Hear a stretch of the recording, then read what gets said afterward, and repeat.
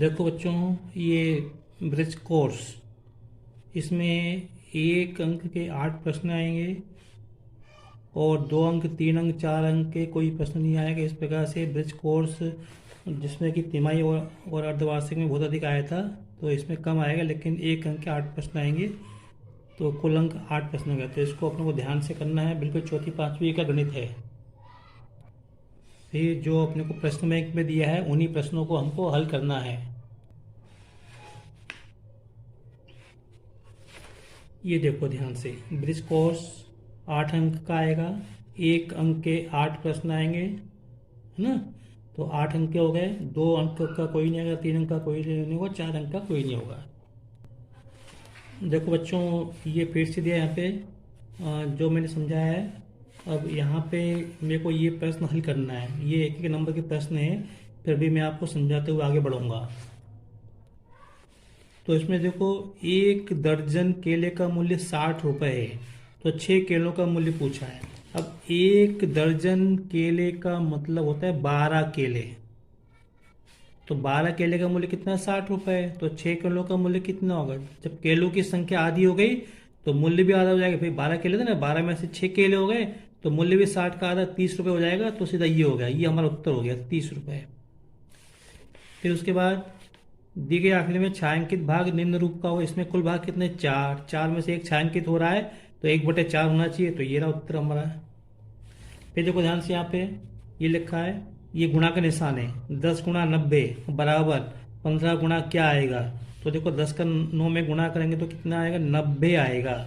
फिर यहाँ पे दिया, यहाँ बराबर लगा है, 15 में किस संख्या का गुणा करें कि 90 आए? तो 15 का 6 में गुणा करेंगे तो 90 आएगा। तो उत्तर क्या होगा? ये होगा यहाँ से। फिर देखो, अब 0.3 गुणा 0.8 का गुणा करना है। तो देखो बच्चों, 0.3 गुणा 0.8 का गुणा करेंगे तो 8 का गुणा 3 में 24। ठीक है, अब दशमलव लगाना है, यहाँ भी दशमलव, यहाँ भी। तो यहाँ एक अंक से पहले दशमलव, यहाँ पे एक अंक से पहले दशमलव, तो एक और एक 2 अंक से पहले दशमलव आएगा, एक का अंक और 2 अंक से पहले दशमलव आएगा, तो 2.24 आएगा।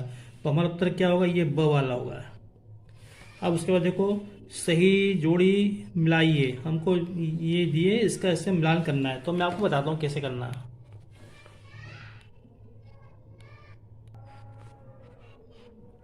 देखो बच्चों, ये अब सही जोड़ी में हल करने का प्रयास कर रहा हूँ। यहाँ पे दे 0.45, 0.5, तो देखो इसको 0.45। अब दशमलव के नीचे दशमलव आना चाहिए, तो 2 5 लिखा मैंने यहाँ पे और इनको जोड़ दिया, तो 5 पर 10 की 0 हासिल है ये, 4 1 5 2 7, ये दशमलव की दशमलव, तो 0.70। तो इसमें ये चौथा उत्तर दिया 0.70, ये रहा। तो इसका मिलान ये होगा, यहाँ पे इसका संबंध इससे होगा, तो यहाँ पे इसके सामने लिख दो 0.70। फिर उसके बाद 306/9, तो 9 का भाग हमको 306 में देना है। तो 9 का भाग 306 में, 9 तिया 27, बचे 3, उतारा 6, 9 चौक 36।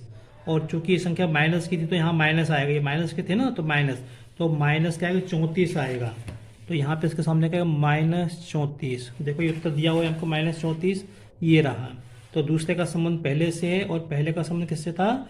चौथे से था। अब इसको देखते हैं, अब 2.5 का गुणा 4 में करेंगे, तो 2.5 का गुणा -4 में कर लो, तो 25 चौक 100 कितना आएगा? 25 चौक 100।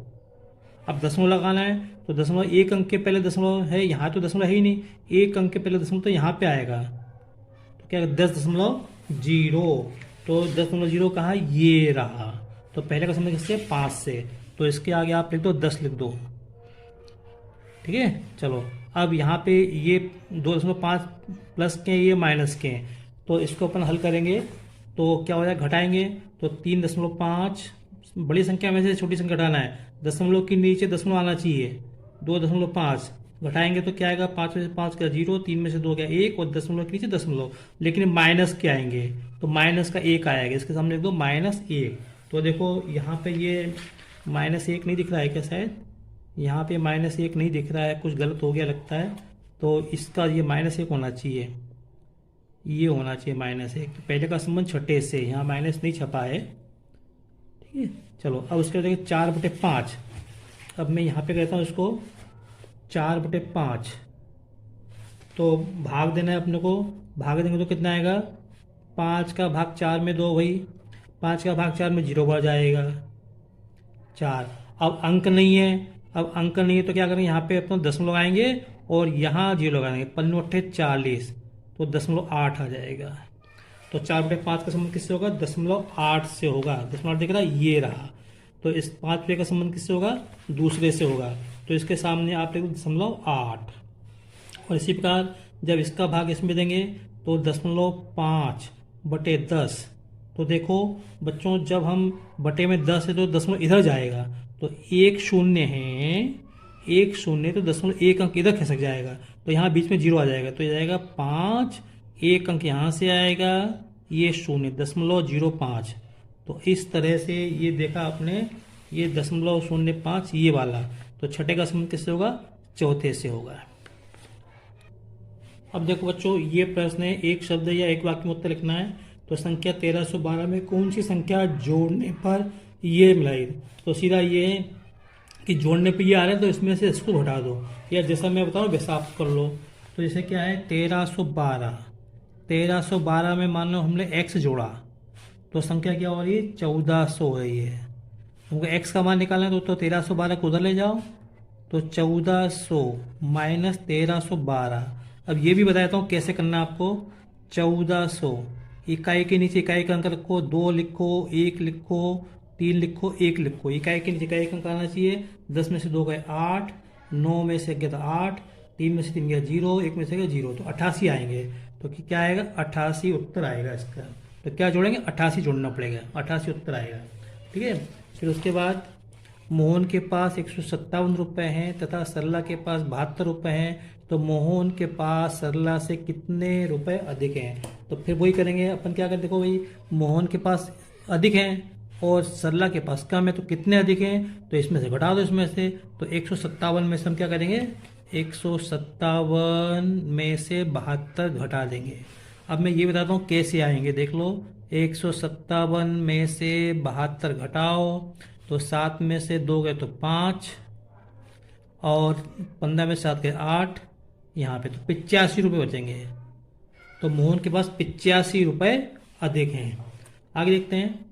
72 कंचों को 6 विद्यार्थियों में बराबर बांटने पर एक विद्यार्थी को कितने कंचे मिलेंगे। 72 कंचे हैं, 6 विद्यार्थियों में बराबर बांटना है। ये प्रश्न जो है पहले पेपर में आया था, थोड़ा गलत हो रहा था, ठीक है। तो हम 6 में 72 का भाग दे देंगे, 72 में 6 का भाग 72 में दे देंगे। तो 6 एकम 6, 1 बचेगा, उतारा 2, 6 दूनी 12। तो हमारा उत्तर क्या हो गया, ये उत्तर हो गया 12। तो बांटने में एक विद्यार्थी को कितने मिलेंगे, 12 कंचे मिलेंगे। यदि हिना आमिर से 2 गुनी ऊंची है तो हिना और आमिर की ऊंचाई का अनुपात क्या है। हिना आमिर से 2 गुनी ऊंची है, ठीक है। हिना आमिर से 2 गुनी ऊंची है, तो हिना और आमिर को देखो, पहले नाम किसका है, हिना का, यहाँ भी हिना का नाम लिखा है। तो हिना की उम्र आमिर की ऊंचाई पे डिपेंड कर रही है। तो यहाँ मान लो कि जो है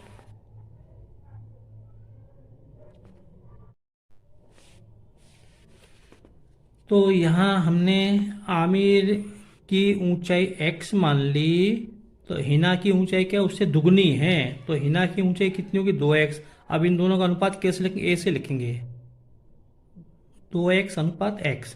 तो x से x कट जाएगा, ये इसको अपने ऐसे भी लिख लो, 2x/x लिख लो, तो x से x कट जाएगा, तो 2:1 आएगा।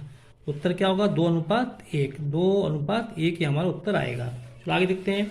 इसको हमको 3/4 के रूप में लिखना है। छायांकित भाग भिन्न के रूप में 3/4 है, तो क्या ये सही है, क्या ये सत्य असत्य। तो बिल्कुल सही है ये, क्योंकि 4 में से 3 भाग को छायांकित किया गया है। फिर 4/5 भागित 8/10 का मान 2 होगा क्या। तो इसको हम हल करके देख लेते हैं। देखो बच्चों, 4/5, मैं इसी पे कहता हूँ, 4/5, इसको लिखा गुणा लिखा तो ये संख्या उलट जाएगी 10/8। तो देखो 5 दूनी 10 और 4 एकम 4, 4 दूनी 8, तो 2/2 तो कितना है 1 आएगा। इसमें लिखा है 2 होगा, तो ये जो कथन असत्य है।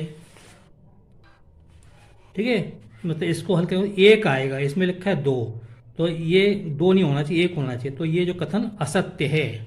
ठीक है, तो ये जो कथन क्या है असत्य है, इसको अपन असत्य कर लेंगे, मिलेगा असत्य। अब इसके बाद ये प्रश्न है रिक्त स्थानों की पूर्ति करो। एक मोटरसाइकिल की कीमत 10 गुना है। यदि मोटरसाइकिल की कीमत एक मोटरसाइकिल की कीमत साइकिल की कीमत से 10 गुना है। यदि मोटरसाइकिल की कीमत 6,000 रुपये है तो साइकिल की कीमत कितनी होगी। तो देखो इसको अपन क्या करेंगे, साइकिल की कीमत हमने x मान ली। ठीक है, तो मोटरसाइकिल की कीमत क्या होगी, इसकी 10 गुना है, तो ये 10x हो जाएगी। क्या हो जाएगी 10x हो जाएगी। और मोटरसाइकिल की कीमत हमको दी हुई है कितने 60,000 दी है, तो x बराबर क्या हो जाएगा 60,000/10, तो एक बिंदु कटेगा 6,000 आएगा।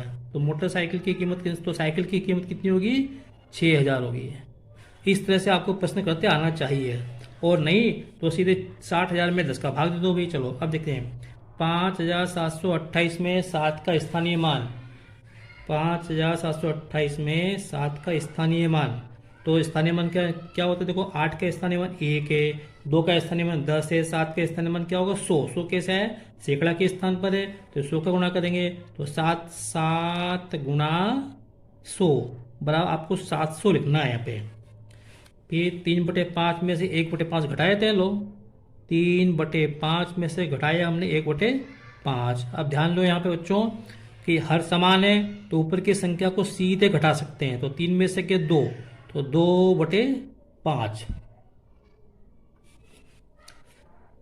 अब 50/7 में शेषफल का मान क्या होगा, तो भाग दे के देखते हैं। इसका मतलब क्या है, भागित 7 का भाग देना 50 में, तो 7 का भाग 50 में देना है। देता हूँ भैया, 7 का भाग 50 में 7वां जाएगा, तो यहाँ 49 आएगा। यहाँ ये तो भागफल कितना आएगा 7, शेषफल कितना आएगा 1, तो शेषफल 1 आएगा। ये प्रश्न अभी परीक्षा में भी आया था अर्धवार्षिक में, और उसके बाद जो है त्रैमासिक में भी आया था, तब भी बच्चों ने गलत किया था। अब यहाँ पे सीधे गुणा करना है, 546 का गुणा 8 में करना है, 8 छिंग 48, ये 8 हासिल आई 4, 5 8 चौक 32 और 4 36 की 6 हासिल आई 3, 8 पंजे 40 और 3 43। देख लो सही है कि नहीं। ठीक है, बस बच्चों इस वीडियो में इतना ही, और अगले प्रश्न बाकी के प्रश्न मैं अगले वीडियो में हल करूंगा। ठीक है, अगर आपको मेरा वीडियो पसंद आया हो तो इसे लाइक करें, शेयर करें, सब्सक्राइब करें, और इन प्रश्नों को बार बार पढ़ते रहें, क्योंकि इसी में से आपका पेपर बनना है। अगर आप चाहते हो अच्छे नंबर लाएं, पास होना चाहते हो, तो आप इन प्रश्नों को बार बार रिवीजन करें, एक बार रिवीजन नहीं करना। ठीक है, थैंक यू।